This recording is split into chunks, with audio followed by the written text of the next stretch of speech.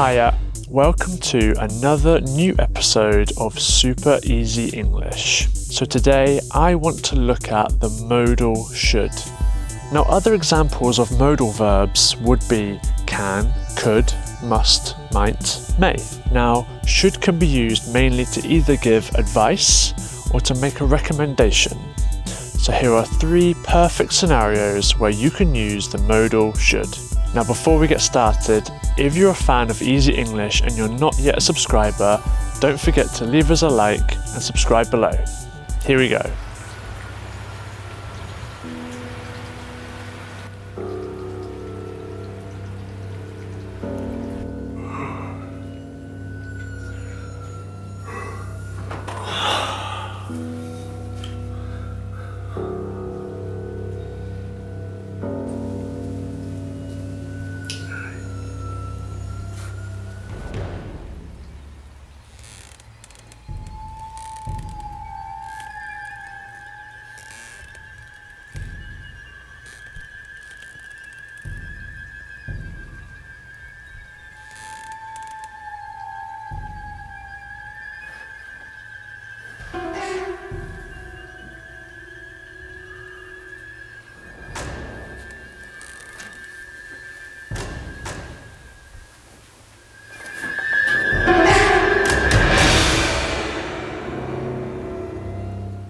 So let's ask the question, what is the purpose of the word should?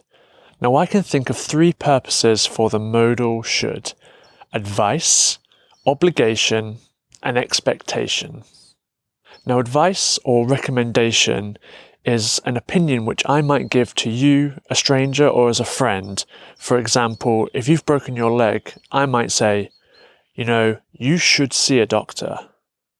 Now for obligation, should is used for an objective truth where it can take the place of the word must. For example, you should pay your taxes.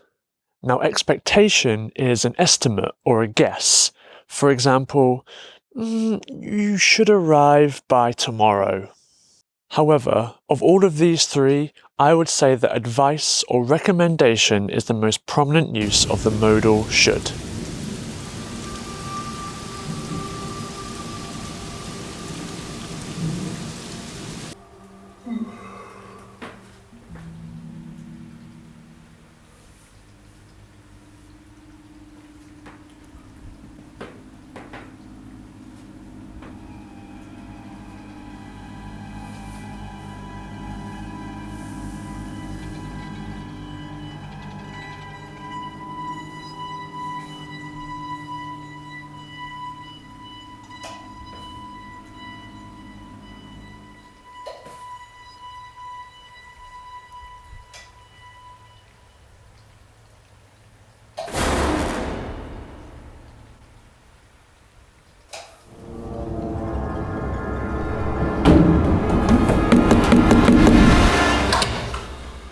Now let's look at how we can use should to give advice.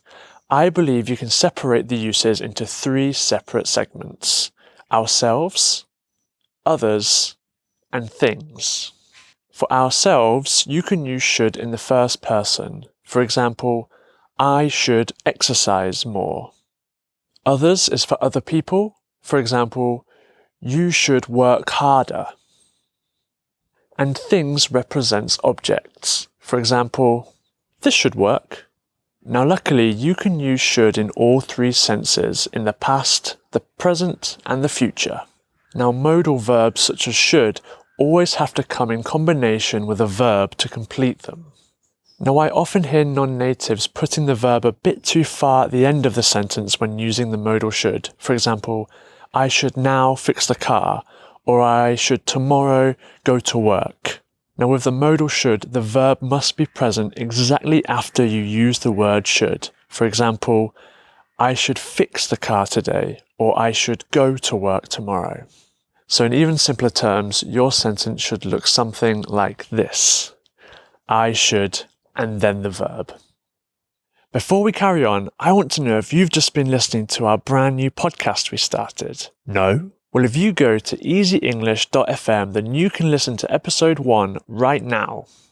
With each episode, we create an interactive transcript to help translate the podcast into many different languages to help you learn English. All you have to do is become an Easy English member with easyenglish.video/memberships. There you can get the interactive transcript for our podcast plus some extra bonus content. And if you also want to learn with our videos, then you can also download a transcript, audio and video downloads, a vocabulary list, and a worksheet, all for €10 a month.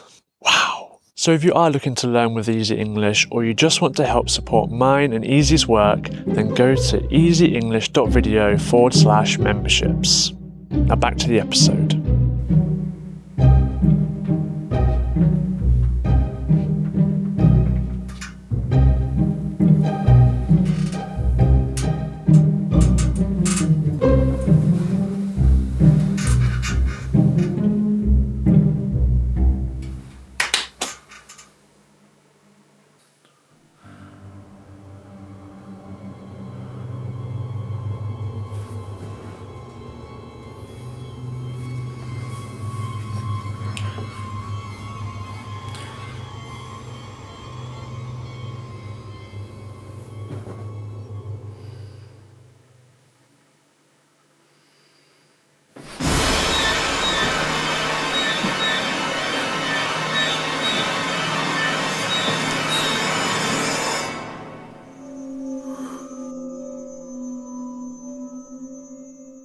Now, as you may have just seen, one of the great things about using these modal verbs is that you don't have to change anything when you're talking in the present or the future tense.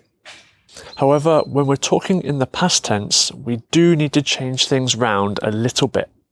So two things need to change. The first is you need to use the word have directly after the word should. So I should have. And then you must use the past participle of the verb you're looking for. For example, I should have worked yesterday. It's important to also say that you can shorten this to should have, which is a shortening of should have. So I should have worked yesterday. Now maybe that's a bit complicated, but what should make things a bit easier for you is if you want to use the negative of should, shouldn't, then all the rules still apply. Now let's see if we can apply all of this to the three scenarios I showed you at the beginning and see if you can apply all of the grammar around the modal should. I shouldn't sleep in my bed anymore. I should leave the lights on. I exercised the chair. That should have helped. Thanks for watching this week's episode. Let us know in the comments below if you want to see more super easy English episodes. Don't forget to check out our membership to help support and learn with Easy English with our videos and our brand new podcast. And we'll see you next week. Ta-ra!